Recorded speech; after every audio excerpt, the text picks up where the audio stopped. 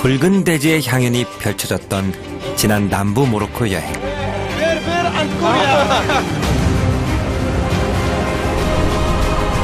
건조하고 황량한 땅 위에 우뚝 솟은 남모로코인들의 전통 거주지 가스바에서 베르베르인 가족과 따뜻한 시간도 보냈고, 뜨거운 열대의 모래사막 사라에선 붉은 바다를 온몸으로 느끼기도 했습니다.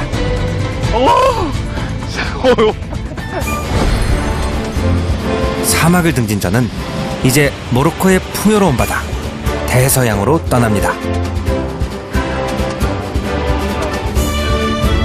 어부들의 생생한 삶이 살아 숨쉬는 남서부의 아름다운 항구도시 에사위라. 오, 한 30km? 이야! 푸른 바다의 싱싱함도 맛보고 대서양이 품은 경이로운 지구의 역사도 만납니다. 바다 쪽으로 발을 딱 디뎠다가 더 이상 못 가는구나 하고 그대로 딱 얼어붙은 것 같아요. 자연의 걸작 레그지라입니다. 우리나라에서 비행기로만 꼬박 17시간이 걸리는 여정.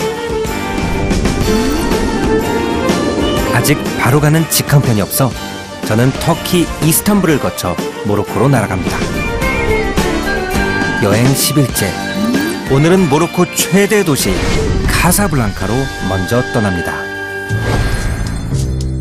가보진 않아도 한 번쯤은 들어봤을 친숙한 이름. 카사블랑카는 영화 제목으로 더 잘 알려진 낭만적인 도시지만 실제 카사블랑카는 모로코의 경제와 상업을 이끄는 경제 수도이자 현대적인 도시입니다. 여기는 모로코의 카사블랑카예요. 카사블랑카에는 아프리카에서 가장 중요한 경제 도시 중에 하나예요. 북아프리카의 뛰는 심장이라고도 불릴 정도입니다. 이 카사블랑카는 원래 수백 년 전에 이 미지의 대륙 아프리카에서 새로운 삶을 찾으려고 하는 프랑스, 네덜란드, 그리고 스페인의 선원들이 같이 만들어낸 도시예요. 오늘날까지도 그 새로운 삶과 성공을 도전하고 싶은 수많은 젊은이들이 모여들어서 역동적이고 세련된 도시 문화를 만드는 곳이 바로 여기 카사블랑카인 것이죠.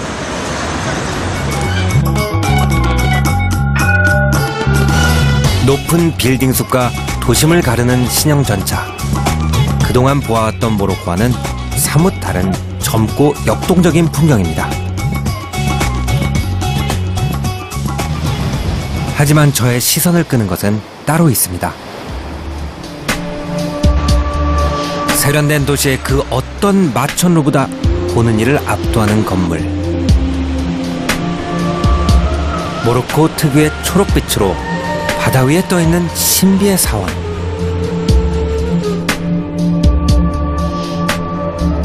하산 2세 모스크입니다. 거기 보이는 것이 바로 카사블랑카에서 가장 유명한 건물인 하산 2세 모스크예요. 이 대서양 쪽에서 쳐다보면은 마치 바다 위에 둥둥 떠 있는 것 같아요. 몽환적이고 정말로 멋있어요.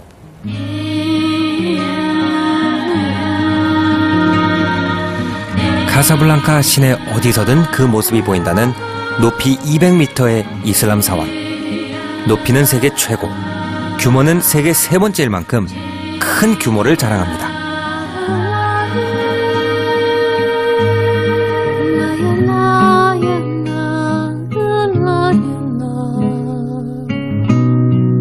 신의 왕좌가 물 위에 지어졌다는 이슬람 경전의 구절에 따라 해안가 절벽에 지어진 모스크는 새벽 물안개가 피어오르면 정말 바다 위에 떠있는 듯한 신비한 모습을 자아내 전 세계 무슬림뿐 아니라 외국인 관광객들이 찾는 카사블랑카의 대표 명소가 됐습니다.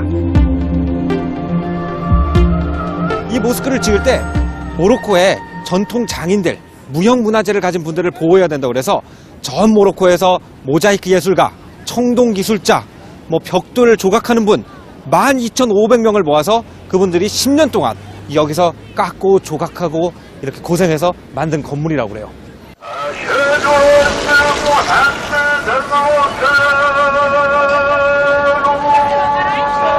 실내외 모두 합쳐 10만 명이 동시에 예배를 볼 수 있는 대규모. 모로코의 전 국왕 하산 2세는 재위 시절 한화 8천억 원에 가까운 국민 성금을 모아 무려 7년간에 걸쳐 사원을 완성했습니다. 신자들처럼 저도 들어가 내부를 보고 싶었지만 무슬림이 아니면 들어갈 수 없습니다. 아쉬움을 뒤로하고 발길을 돌리던 그때였습니다.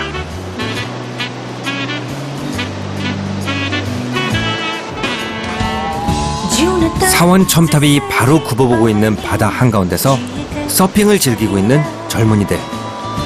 전통과 현대 문물이 한 공간에 그 대조가 참 인상적입니다.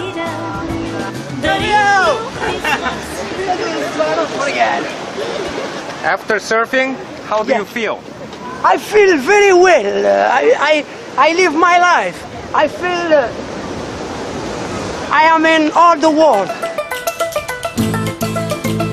아랍의 종교는 무조건 엄숙할 것이라 생각했는데 카사블랑카의 젊은이들은 사원 앞에서 사랑도 속삭이고 웃고 떠들고 자유분방해 보입니다. Ancoré, on avait l'impression que autour de mosquée, c'est un nœud sacré et on voit les jeunes couples comme ça. Ça nous fait un peu différent. On n'est pas à l'intérieur. Ah d'accord. Ah, c'est uniquement à l'intérieur. Oui, à l'intérieur, il ne faut pas être les femmes et les hommes à la fois. Même si tu es chrétien, on ne doit pas regarder.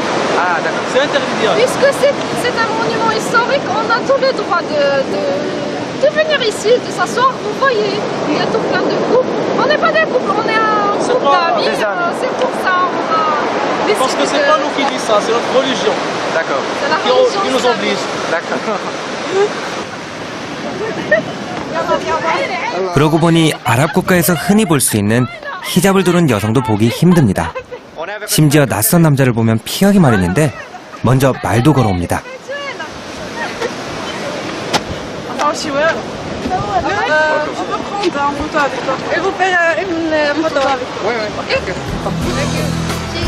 캐주얼한 복장과 세련된 선글라스들 사이에서 전통 의상이 오히려 튀어 보일 정도입니다. 우리가 이제 모로코 생각하면은 이런 큰 모스크라든지 이렇게 이슬람 전통 이런 걸 생각을 하는데 그게 아니라 또 이렇게 현대적으로 우리랑 똑같은 인생을 살고 있구나. 저렇게 발랄하게 웃고 떠들고 사진 찍고 놀러 오고 또 요즘 여대생들은 굉장히 현대적인 인생을 살고 있는 거잖아요. 그러니까 이 옛날 것과 그 새 것의 조화 이게 진짜 카사블랑카의 모습을 한 번에 본 것 같아요. 멀리 모스크를 배경 삼아 자리한 카사블랑카 앞바다.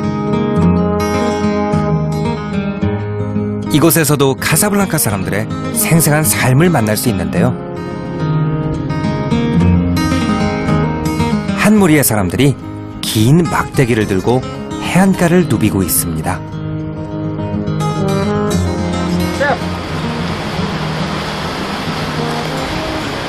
Qu'est-ce que vous faites?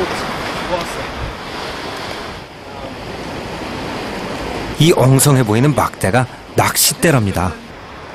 오, 고기를 잡고 있다고 그러더니 문어를 잡고 있어요. 문어가 와 아직도 살아있어요. 대서양 앞바다에 사는 참문어인데요. 하나같이 실합니다. 안에 한 마리, 두 마리, 세 마리, 네 마리 정도 있는 것 같은데요. 아, 살아서 부들부들 무지. 미끼로 달아놓은 이건 뭘까요? 미끼로 쓴대요. 이걸 갖다가 바위 밑에다 쿡쿡 찌르면은 이 냄새를 맡고 문어들이 올라온다 그러네요. 문어가 살기에 가장 좋은 온도는 20도에서 25도 사이. 이곳 문어들에게 따뜻한 바위 틈이 바로 그런 서식지입니다. 녀석들이 과연 이번에도 미끼를 물어줄까요? 나왔다. 막대를 넣었다 뺐다 했을 뿐인데 쏙쏙 올라오는 문어들. 얼마나 많은 문어가 살고 있을지 이제 좀 짐작됩니다. 아, 이 돌 밑에 이 문어가 쫙 깔려 있다는 거예요. 돌이 따뜻해가지고. 책을 통해 미리 카사블랑카의 지리와 역사에 대해 배경 지식을 쌓아두었던 까닭일까요? 이 문어 한 마리가 예사로 보이지 않습니다.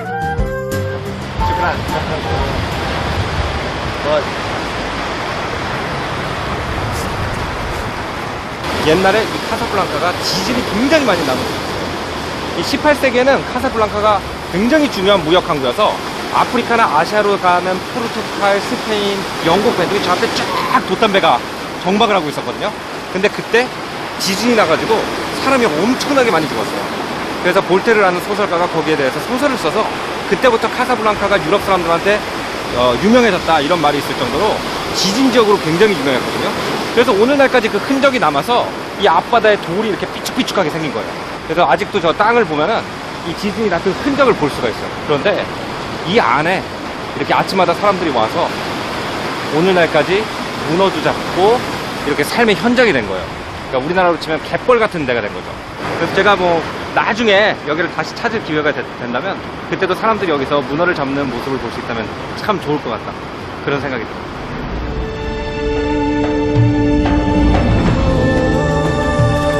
이름이 가진 유명세보다 더 특별했던 카사블랑카의 자연과 사람들.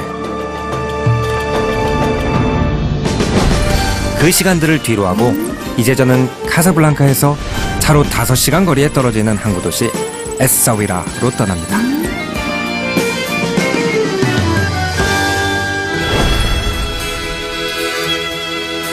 바람의 도시란 별칭을 가진 에사위라는 기원전부터 유명한 항구도시입니다. 스페인에서 배로 하룻밤이면 도착할 수 있는 곳으로 20세기 초까지 유럽과 내륙 도시를 연결하는 국제 무역항이었습니다.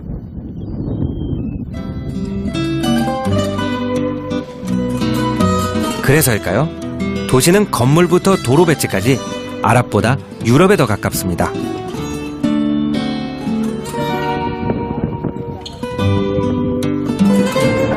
여기가 에사위라예요. 모로코에 있는데도 유럽 냄새가 물씬 나요. 이 벽도 하얗고 창문 주변이 육중한 돌로 장식이 되어 있거나 노란색으로 칠해져 있는 게 포르투갈이랑 분위기가 똑같아요. 그럴 수밖에 없는 게 이 에사위라는 500년 전부터 포르투갈의 해적수굴이었어요. 그러니까 이 길에 이 럼주에 취하고 눈에 패칠한 해적들이 가득 차 있었다는 거죠. 근데 지금은 완전히 관광지가 돼가지고 야, 이렇게 변했네요.